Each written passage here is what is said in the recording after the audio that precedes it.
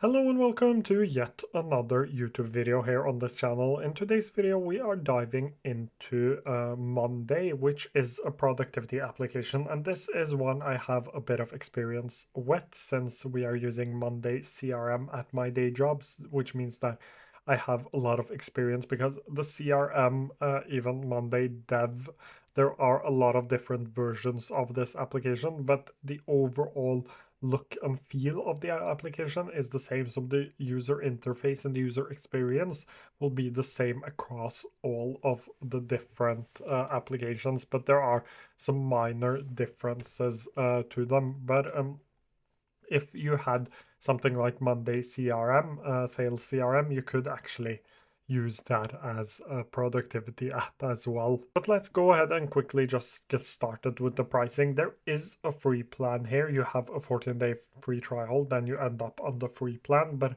the paid plan will set you back 9 euros each month, or 12 or and that is 12 or 9 per seat per month. Or you can go over to the monthly plan, and it will actually cost you $12 per seat per month, or $14 per seat per month. It is mainly these two you would use as an individual, using this as your productivity application. Like, this is much more tailored towards teams. I would say that this is too. The whole application is tailored towards teams, but both of these are even more than the first one. There is a free plan, but you are quite limited. I actually used the free plan of Monday when I first actually started my journey in productivity. So I used the free plan. It is an option, but I would say that you would quite quickly end up not having enough boards or items inside of those boards. So after a while of trying this application out, you will probably end up having to pay if you are going to use it extensively. If you are using it more casually, this could be a great free option.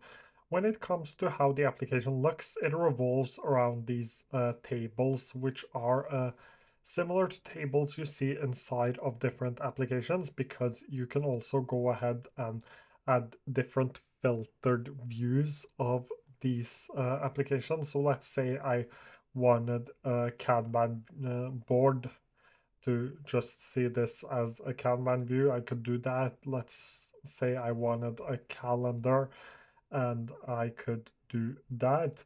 So this is a board I've made for my social media, and one thing I like to add inside of my social media is actually a drop down with the different types of social media. So I'm just going to add a few. So let's say I wanted to add YouTube, and I wanted to add Blue Sky, and I wanted to add, let's add Instagram as well. Instagram, like this, and let's add Medium as well. So now I've added a couple of them. So let's say this right here, the Monday review, is this YouTube video I'm working on right now. Let's add another task. Let's actually do Kara review. Kara review, like this.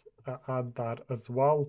And this will be Instagram post. And let's set this to do and no due date.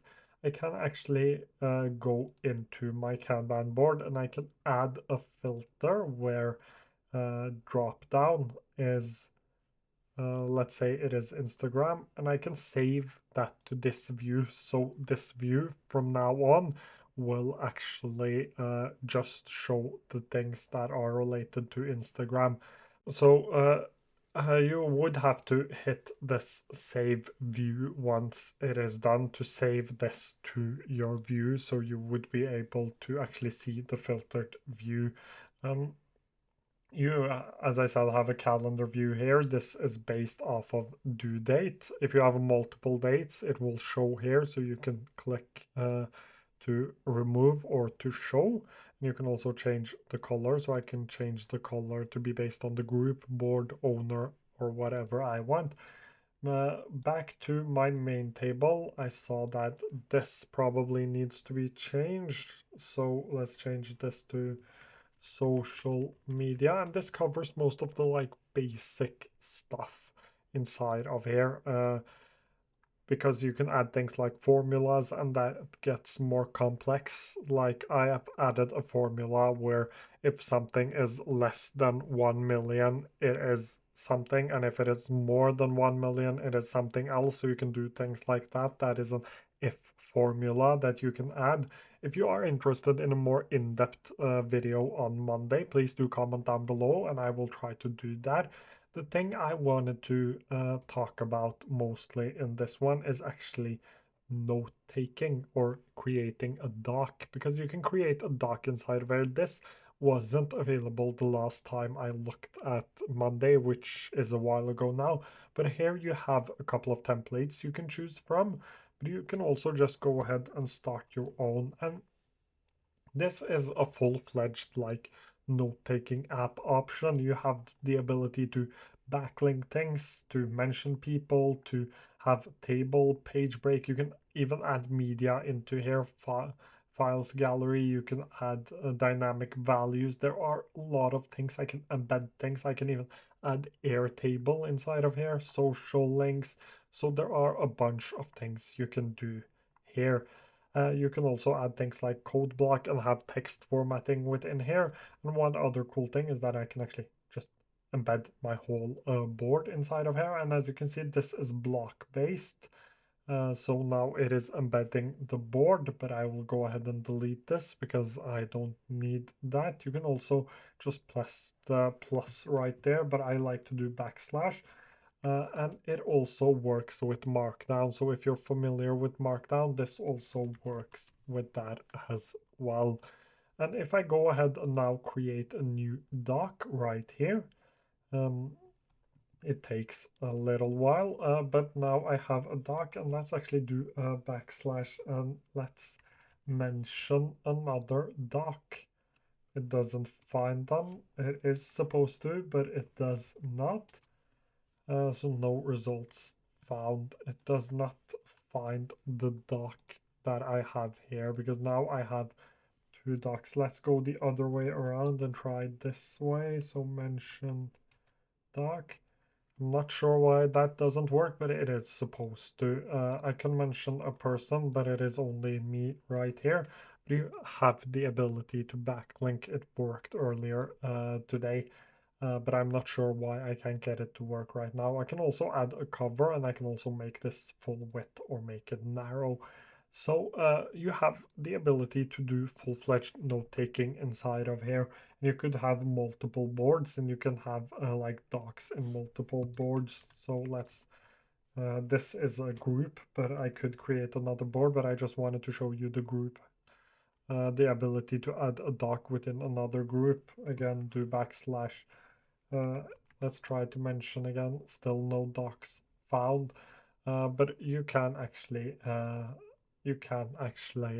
have multiple docs within here, and you can add things to those docs. And one thing I really like about this doc experience is that there is many ways to style and format your text without it feeling like there is too much happening on your page. So that is something I really like about this doc experience. Quite similarly to something like ClickUp, that's probably what I think they are comparing themselves against. I really like the docs ability. I think that it is quite extensive. One thing I dislike about the docs is that there is no clear like organization here. Basically, the way these are organized is that um, they are connected to each task or each item. So in order to make a note, you actually have to make an item. For many people, that makes sense because they mainly actually make items, make documents or notes whenever they make an item, have a to do or something is happening. They will make an item and then they will add a doc. But in my case, I would probably never be able to use this because I would always have to add add a new item whenever I have a doc and I take a lot of short notes, so that wouldn't make sense for me personally. This is also more of a project management tool, and I don't actually use those to run my life. So I wouldn't be using this as an all-in-one productivity application. But if you are looking for something like this, you can actually, this actually has a lot of different abilities. It has a good search as well, so you can search through your files. But as you can see, if we now jump into uh, this doc right here, which I've written test in, if I search for test, that doesn't actually show up. And that is the issue I have with all of these different applications, is that these productivity to do project management applications, their search isn't good enough for note taking. So that covers it for this video. I would say that the note-taking experience is quite good, but with no good way of organizing and the search not being good enough, it can be really, really hard to be able to use this as a note-taking experience. When it comes to project management, it is quite good. It has great table abilities, different views, everything you would want from a project management tool, but there are still ways to go before this can be an all-in-one productivity app with things like notes. But I do enjoy the experience. I think it is a great app and I love using it, but not as my all-in-one tool. Thank you so much for watching today's video.